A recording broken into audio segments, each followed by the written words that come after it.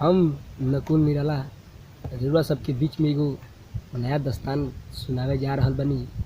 जैसे में एगो लइका एगो लइकी के प्यार बिछड़ल त कैसे दर्द होला, यही सब के हम बतावे जा रहल बानी। एगो लइका एगो लइकी से मोहब्बत कइले रहे। एक दिन के समय है कि वो लइकिया के बियाह हो गए।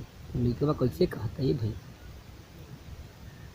वादा तू तो कइले रहलू जिए मरे के, अरे तब काहे छोड़ी के जात बाड़ू जान हमके।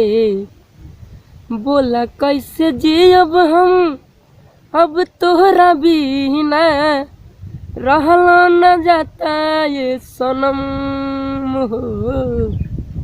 ए धान कैसे छोड़ी गईलू हमके, बोला हम जियब कैसे अब हो।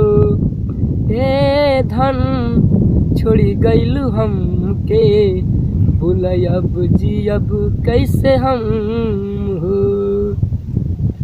वादा तू तो कइले रहलू जिए मरे के, छोड़ दिहलू साथ हमके बीच रहिए में। छोड़ दिहलू साथ हमके बीच रहिए में, कैसे जियब तोहरा बिन अपना बुझाता।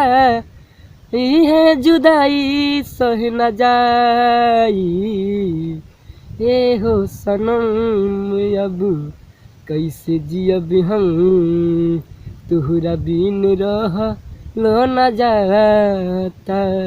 ए